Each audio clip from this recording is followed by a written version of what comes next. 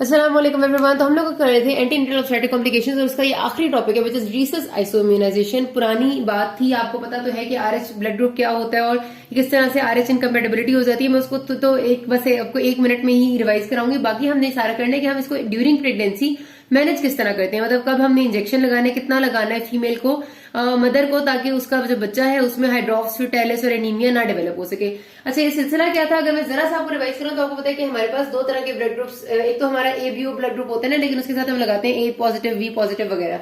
तो जो पॉजिटिव और नेगेटिव है हमारा रीसस ब्लड ग्रुप की बेसिस पे होता है, और वो रीसस ब्लड ग्रुप या तो रीसस पॉजिटिव होता है या रीसस नेगेटिव होता है। ठीक है, जो बंदा आरएच पॉजिटिव ब्लड ग्रुप होता है उसके पास तो जाहिर सी बात है कि एंटी आरएच एंटीबॉडीज नहीं होंगी। ठीक है, एंटी आरएच एंटीबॉडीज के पास तो नहीं होती। लेकिन जो बंदा आरएच नेगेटिव होता है ना, मजे की बात यह कि एंटी आरएच एंटीबॉडीज उसके पास भी नहीं होती जब तक कि वो कभी ना कभी जिंदगी में एक दफा आरएच पॉजिटिव जो एंटीजन है उससे एक्सपोज ना हो जाए। ये बात एबीओ ब्लड ग्रुप से इसकी डिफरेंट होती है। ठीक है, और ये बात आपको पहले से पता भी होगी, दोबारा से दफा रिवाइज होगी। ठीक है, कि आरएच जिसके पास जाहिर आरएच पॉजिटिव होने का मतलब यह है कि उसके पास आरएच एंटीजन है। जिसके पास एंटीजन है उसके पास तो एंटीबॉडीज कभी भी नहीं होंगी ना, उसके पास होने की बनता ही नहीं है। जाहिर एंटीजन अगर है तो एंटीबॉडी तो होगी, तो वो तो क्लॉटिंग हो जाएगी। तो जिसके पास एंटीजन है उसके पास तो एंटीबॉडी नहीं होनी। लेकिन जिसके पास एंटीजन नहीं है, वो इज आरएच नेगेटिव, उसके पास उसूलन एंटी आरएच एंटीबॉडी होनी चाहिए। लेकिन नेचर ने ऐसा सिलसिला बनाया कि उसके पास भी एंटी आरएच एंटीबॉडी नहीं होती। कब आती है? जब कभी भी एक दफा वो जिंदगी में आरएच पॉजिटिव ब्लड से एक्सपोज हो जाए या एंटीजन से एक्सपोज हो जाए तो उसके अंदर फिर एंटीबॉडी बन जाती है और फिर वो लाइफ लॉन्ग रहती है। ठीक है, अब प्रॉब्लम क्या होती है? प्रॉब्लम ये होती है कि अगर मदर का ब्लड है जी आरएच नेगेटिव, ठीक है, ये आपकी मदर है हु इज आरएच नेगेटिव, और जो बच्चा है हमारा फीटस है उसका ब्लड आ गया है आरएच पॉजिटिव। अब सपोज करते हैं हम कि पहला बच्चा था, पहली प्रेगनेंसी थी। इसका मतलब यह है कि जो बच्चा है उसके पास एंटीजन प्रेजेंट है विद नो एंटीबॉडी, और मदर के पास ना एंटीजन है ना एंटीबॉडी है। होगा क्या कि ड्यूरिंग, आपको पता है, होल ऑफ द प्रेगनेंसी कभी ना कभी ऐसा होता है कि मदर का ब्लड तो फीटल सर्कुलेशन में आता रहता है थोड़ा बहुत, लेकिन फीटल ब्लड तब तक मदर के सर्कुलेशन में नहीं जाता जब तक कोई ट्रॉमा नहीं होता, मतलब कोई मदर को एब्डोमिनल ट्रॉमा हुआ, कोई एक्सीडेंट हुआ, कोई फीटो, उसको हम कहते हैं फीटोमेटर्नल हेमरेज का होना। ठीक है, एफएमएच कहते हैं। फीटोमेटर्नल हेमरेज का मतलब है कि कोई ऐसा इंसिडेंट हो रहा है जिसके रिजल्ट में फीटल ब्लड मदर के ब्लड में चला जाए या फिर ज्यादा मदर ब्लड फीटल ब्लड में आ जाए। मतलब नॉर्मली तो ऐसा नहीं होता ना।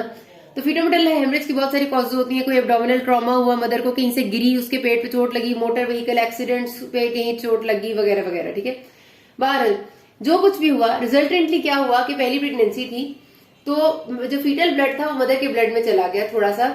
उसकी वजह से क्या हुआ कि अब जो आरएच पॉजिटिव एंटीजन है उसका एक्सपोजर मिल गया है मदर की आरएच नेगेटिव ब्लड को।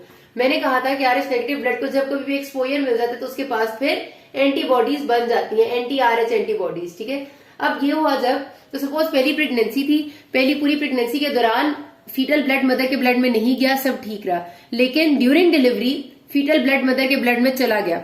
अब ये पहला बच्चा तो डिलीवर हो गया, इससे तो कोई मसला नहीं हुआ, लेकिन ये जब इसका ब्लड मदर के ब्लड में चला गया तो इसका मतलब ये है कि अब इसकी वजह से मदर के अंदर एंटीबॉडीज बन जाएंगी। तो अब क्या हुआ कि मदर के अंदर बन गई है एंटी आरएच एंटीबॉडीज। अब ये जो एंटीबॉडीज मदर के अंदर बन गई है ये तैयार बैठी हुई है। अब ये बच्चा तो चला गया, डिलीवर हो गया, और ये बच्चा बड़ा भी हो गया। अब अगला बच्चा प्रेगनेंसी हुई। अब जो अगला बच्चा था वो भी आरएच पॉजिटिव का था। अब जो आरएच पॉजिटिव का बच्चा था उसके लिए पहले से मदर के ब्लड के अंदर एंटीबॉडीज तैयार बैठी हुई पड़ी है। जैसे ही जरा सा मैटरनल ब्लड फीटल ब्लड में आएगा, जाहिर एंटीबॉडीज भी आएंगी और वो एंटीबॉडीज इस एंटीजन के साथ रिएक्ट करेंगी, और या एंटीजन और एंटीबॉडी सब कुछ आरबीसीज की सर्फेसेस पे होता है, तो जाहिर red blood cells destruction start हो जाएगी, और रेड ब्लड सेल डिस्ट्रक्शन होती रहेगी क्योंकि एंटीजन एंटीबॉडी रिएक्शन चलता रहेगा, यहाँ तक कि बच्चे को एनीमिया हो जाएगा। फीटल एनीमिया के बाद फीटल हाइड्रोप्स फिटाइलिस डेवलप हो जाएगा और ये सारी सिचुएशन खराब हो जाती है। हमने इसको होने से प्रिवेंट करना है। हाँ, पहले से फोर्सी करके कि मदर का ब्लड ग्रुप क्या है, बच्चे का होने वाले का क्या है, पहली प्रेगनेंसी कैसी थी, अभी कितने ऐसे इवेंट्स हुए हैं जिसमें मदर और फीटस का ब्लड मिक्स हुआ है, जिसको मैंने कहा फीटोमेटर्नल हेमरेज हुआ है, जिसके रिजल्ट में हमें पता है कि मदर में एंटीबॉडीज बन सकती हैं या बन चुकी होंगी। तो क्या हमने उसके हिसाब से मैनेजमेंट करनी है, सारी बातें हम देखते हैं। तो अब हमारा सबसे पहला काम क्या होता है? पहली कोशिश हमारी होती है कि हम फीटोमेटर्नल हेमरेज को या फिर कोई भी ऐसे इंसिडेंट को होने ही ना दें जिसमें फीटस का ब्लड मदर के ब्लड में जा सके।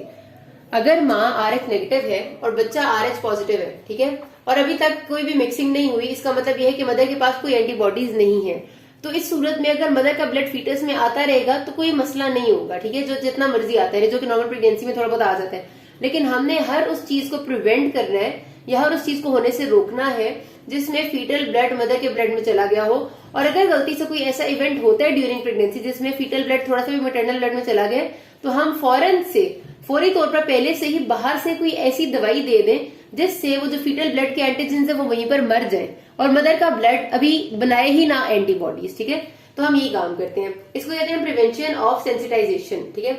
अब क्या करते हैं हम कि अगर हमें पता है कि सपोज करें प्रिवेंशन ऑफ सेंसिटाइजेशन में क्या होता है कि हमने जैसे ही कोई भी ऐसा इवेंट, सेंसिटाइजेशन का मतलब है कि कोई भी ऐसा इवेंट होना जिसमें फीटल ब्लड मदर के ब्लड में जाए, ठीक है, उसको हम कहते हैं कि मदर सेंसिटाइज होगी, ठीक है, मदर की सेंसिटाइजेशन उसको हम कहते हैं। तो हमने इस तरह की चीजों को रोकना है, या अगर ऐसी चीजें होंगी तो हमने फौरन से बाहर से क्या दे देना, anti D immunoglobulin. Anti D immunoglobulin जैसे ही हम फौरन मदर को दे देंगे तो वो क्या करेगी कि जो फीटल ब्लड के साथ फीटल एंटीजेंस आए हैं इधर उनको वो मार देगी, एंटी डी इम्यूनोग्लोबुलिन, और मदर के अंदर एंटीबॉडीज नहीं बन सकेंगी, ठीक है। हमारा मकसद है कि हम मदर के अंदर एंटीबॉडीज ना बनने दें।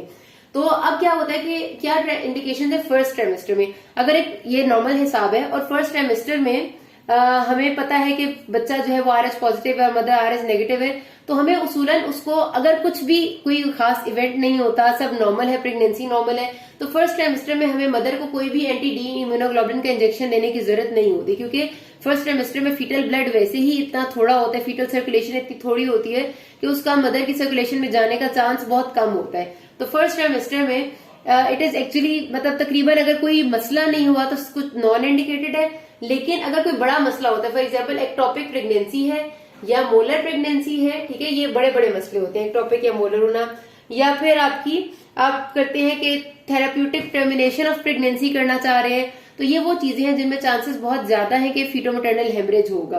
तो और थोड़ा भी ब्लड है अगर फीटस के अंदर तो भी ये वो वाली चीजें हैं जिनमें फीटोमैटरनल हेमरेज ज्यादा होगा, ठीक है। तो हम इन केसेस में क्या करते हैं कि अगर मदर फर्स्ट ट्राइमेस्टर में है, एक्टोपिक प्रेगनेंसी है या मोलर है, या फिर आप टर्मिनेट कर रहे हैं प्रेगनेंसी को, तो आप इस कंडीशन में फिर मदर को 250 इंटरनेशनल यूनिट्स का एंटी डी इम्यूनोग्लोबुलिन इंजेक्शन दे देते हैं, ठीक है, लेकिन 250 का देते हैं। अब क्या होगा कि अगर 12 से 20 वीक्स के दरमियान की बात है, तो इसका मतलब है कि अब मदर फीटस का ब्लड इतना है कि वो अगर मदर में जाएगा तो अच्छा खासा रिस्पॉन्स कर सकते हैं। इसमें अगर आपका कोई इवेंट होता है इस किस्म का, मतलब कोई सेंसिटाइजिंग इवेंट होते हैं, सेंसिटाइजिंग इवेंट से यही मुराद होता है, ठीक है, कि जैसे कोई मदर को एब्डोमिनल ट्रॉमा हुआ, कोई फॉल की वो गिर गई है, या फिर कोई आपका समझ ले कि उसको मदर आपके पास प्रेजेंट किया कि उसको वजाइनल लीक हुआ है, यानी उसका फ्लूइड लीक किया है, एमनियोटिक फ्लूइड, या वो पीवी पर वजाइनल स्पॉटिंग के साथ प्रेजेंट की है, या फिर कोई भी ऐसा एबनॉर्मल इवेंट हुआ है, या फिर ये समझ ले बच्चे को ओलिगो या पॉलीहाइड्रोएमनियोस है, या बच्चे की कोई प्लेसेंटा की कोई एबनॉर्मेलिटी है। जब भी कोई एबनॉर्मेलिटी होती है ना तो उसको हम एज ए सेंसिटाइजिंग इवेंट लेते हैं और उसमें हम एक रिस्क अपने जहन में रखते हैं कि हो सकता है कि इसमें फीटोमैटरनल हेमरेज हुआ हो, ठीक है, जरूरी नहीं है लेकिन हम कहते हैं हो सकता है। उस हो सकता है को पहली बात तो कंफर्म कर लेना चाहिए। कंफर्म करने का क्या तरीका होता है, एक टेस्ट होता है जिसको हम कहते हैं क्लाइहॉर टेस्ट, ठीक है, वो कर लेते हैं। क्लाइहॉर टेस्ट इज कि अगर आपको लग रहा है कि फीटोमैटरनल हेमरेज हुआ है, आप मदर का ब्लड लेते हैं और मदर के ब्लड को एक ग्लास लाइट पे डालते हैं, ठीक है। अब जब आप ग्लास लाइट पे उसको डालेंगे तो आपको पता है कि मदर का जो ब्लड है वो एडल्ट ब्लड है और एडल्ट ब्लड की हीमोग्लोबिन इज HbA, और अगर फीटस का ब्लड इसके दरमियान बीच में मिक्स हुआ होगा तो फीटस के ब्लड की हीमोग्लोबिन इज HbF, दोनों बिल्कुल डिफरेंट है एक दूसरे से। तो हम मदर का ब्लड लेके उसको ग्लास लाइट पे डालते हैं और उस पर एक स्पेशल किस्म का स्टेन होता है, उसको फ्लॉहर बेड के स्टेन कहते हैं, ठीक है, वो स्टेन डाल देते हैं उस स्लाइड पे। अब उस स्टेन से क्या होगा, वो जो स्टेन है वो हीमोग्लोबिन A को डिसॉल्व कर देगा और सारी हीमोग्लोबिन बीच से निकल जाएगी, लेकिन हीमोग्लोबिन F वहां स्टिक रहती है। तो उससे हमें पता चल जाता है कि फीटल ब्लड मदर के ब्लड में मिक्स हुआ हुआ या नहीं हुआ हुआ।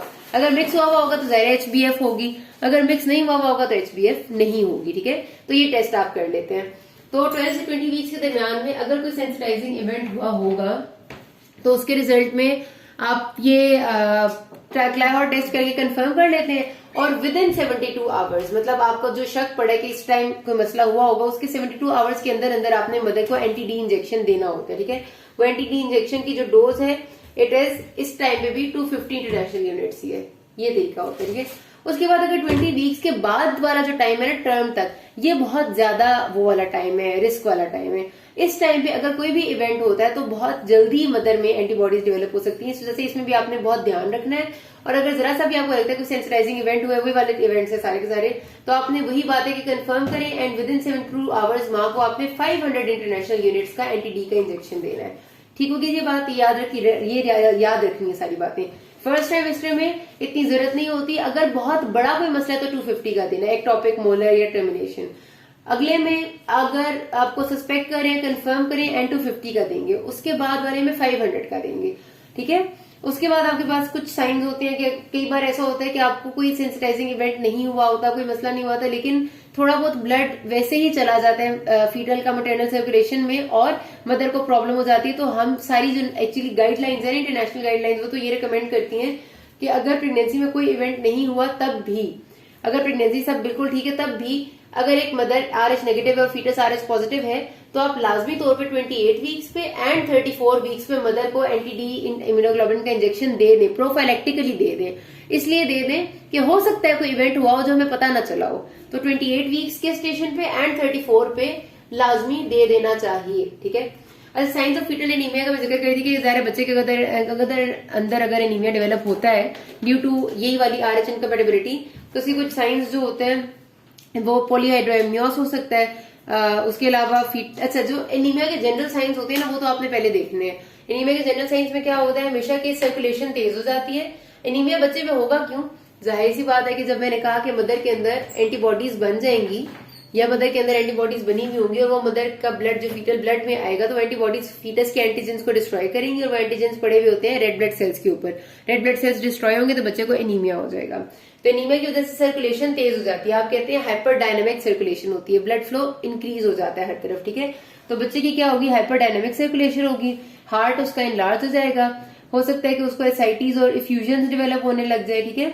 उसके अलावा फीटल मूवमेंट्स कम हो जाएंगी, CTG अब नॉर्मल हो जाएगी। ये फीटल एनीमिया कुछ साइंस है, याद रख लें, इसमें कोई इसकी मुश्किल बात नहीं है।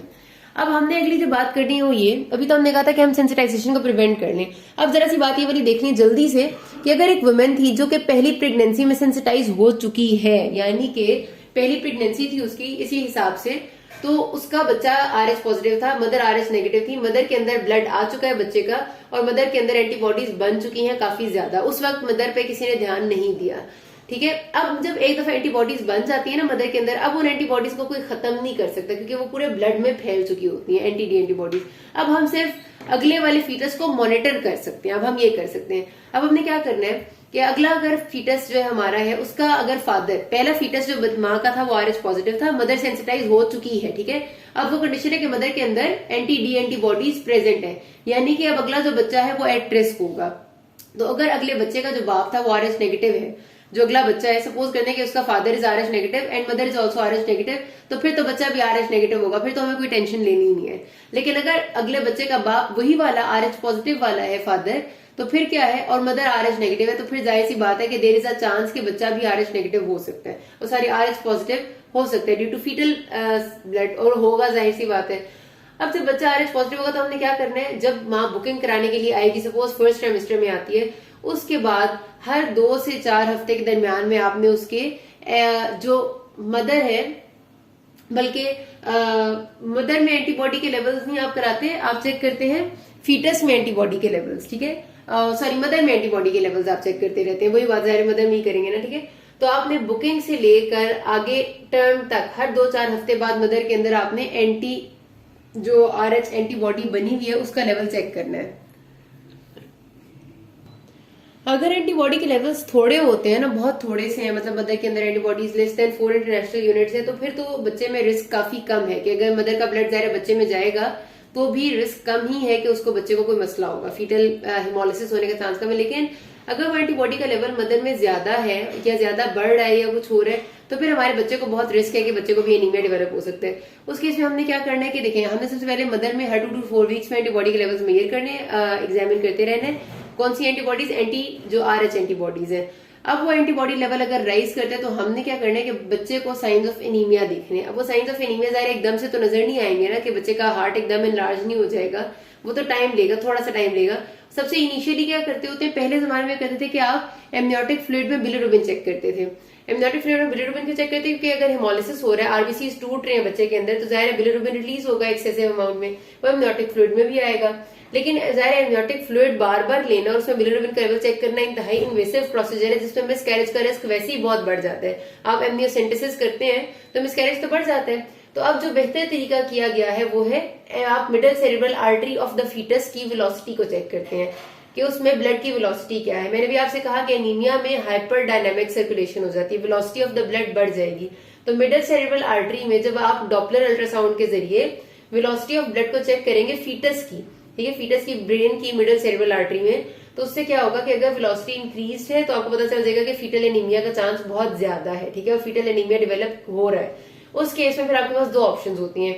अगर आपको लगता है कि बच्चा इनफ मेच्योर हो चुके तो फिर आप उसकी डिलीवरी करा दें, या फिर आप बच्चे को इंट्रा जो यूट्राइन ही ब्लड ट्रांसफ्यूजन स्टार्ट कर दें। ब्लड ट्रांसफ्यूजन अब क्यों करते हैं, क्योंकि अब जो मदर के अंदर एंटीबॉडीज बन चुकी थी और वो फीटस के अंदर आ रही हैं, उनको आप नहीं रोक सकते। वो तो बन चुकी हैं और वो फीटस के अंदर आ रही हैं, तो उनको रोकने का कोई हल नहीं है। हम सिर्फ ये कर सकते हैं कि फीटस को अंदर जो हेमोलिसिस हो रहा है उसको सपोर्ट देने के लिए बाहर से बच्चे को ब्लड ट्रांसफ्यूजन दे देते हैं ताकि उसका हेमोलिसिस कम से कम हो, ठीक है।